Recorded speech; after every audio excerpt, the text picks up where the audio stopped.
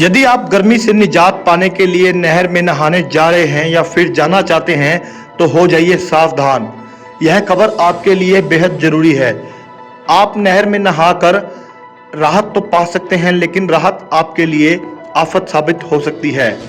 प्रशासन द्वारा नहर, रजवाए आदि में नहाने पर पूरी तरह से पाबंदी लगा दी गई है।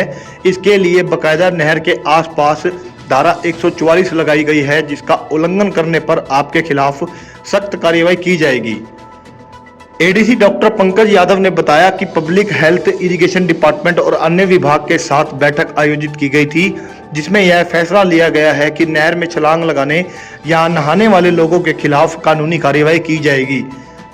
इसके लिए विशेष तौर पर बेलदारों की ड्यूटी लगाई गई है कि ऐसे लोगों पर नजर रखें। इसके अलावा पुलिस द्वारा लगातार पेट्रोलिंग की जाएगी। उन्होंने बताया कि ऐसे स्थान पर खाने पीने के स्टॉल व रेडियां लगाने वाले लोगों के खिलाफ भी कार्रवाई की जाएगी। उन्होंने लोगों से अपील करते हुए कहा कि गर्मी के मौसम में लू से बचने के लिए सुबह 10 से लेकर 4 बजे तक अपने घर में रहें। यह गर्मी से बचने का सबसे अच्छा तरीका है। नहरों, रजवाहों इत्यादि में ना जाएं, क्योंकि हर साल अनेकों बच्चे व बड़े पानी में डूबने के कारण अपनी जान से हाथ धो बैठते हैं। देखिए पूरी खबर। हमारी एक मीटिंग हुई थी जिसमें हमने पब्लिक हेल्थ, इरिगेशन और बाकी डिपार्टमेंट्स के लोगों को बुलाया था। और आज से हमने जितने भी पानी के स्रोत हैं, जिसमें जो हमारी मेन नहरें हैं, उनकी ट्रिब्यूटरीज हैं, यमुना नदी है, या जो हमारे पब्लिक हेल्थ के जो हमारे पानी की डिग्गियाँ हैं, वहाँ पे हमने उनके आसपास के एरिया में धारा 144 लागू कर दी गई है। और अनाधिकृत रूप से उनमें छलांग लगाना है, उसमें किसी भी तरह की नहाना या कपड़े धोने की एक्टिविटीज़ पे पूरी तरह बैन लगा दिया गया है। इसके अलावा हमने जो हमारे बेलदार है उनको निर्देश किए गए हैं, जो भी हमारे हॉटस्पॉट हैं, जैसे कि हमारे कुछ पुल हैं जिस पे बच्चे बहुत ज़्यादा विजिट करते हैं, वहाँ से छलांग लगाते हैं और दुर्घटनावश अपनी जान से हाथ धो बैठते हैं।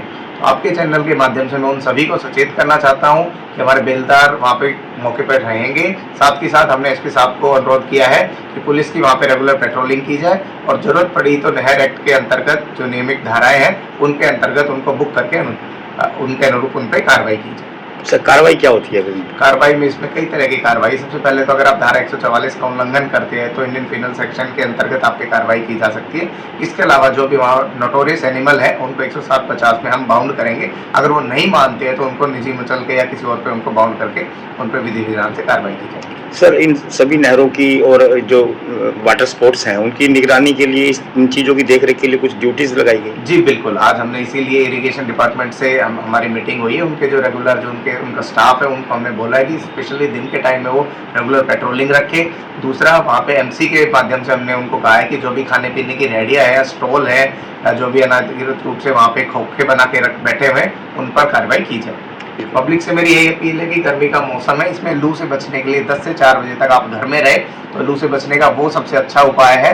नहरों में और तालाबों में और जलाशय में बिना वजह ना जाए, बिल्कुल प्रतिबंधित है। वहाँ पे हर साल हमारे मासूम अपनी जान से हाथ धो बैठते हैं। तो आपके चैनल के माध्यम से मेरा अनुरोध है कि वहाँ पे बिल्कुल ना जाए, चाहे आप कितने भी अच्छे तैराक क्यों ना हो। हादसा होने का कोई समय वो निश्चित नहीं होता। पानी का बहाव बहुत तेज होता है, आपका पैर कभी भी फंस सकता है, आप फिसल सकते हैं, या नशे की हालत में बिल्कुल वहाँ के आसपास में ना जाए। तो मेरा आप सभी से अनुरोध है कि नहर जो भी हमारे पानी के स्रोत है उन पर बिल्कुल भी आप कोई भी एक्टिविटी जो हमने मना की है वो ना करें।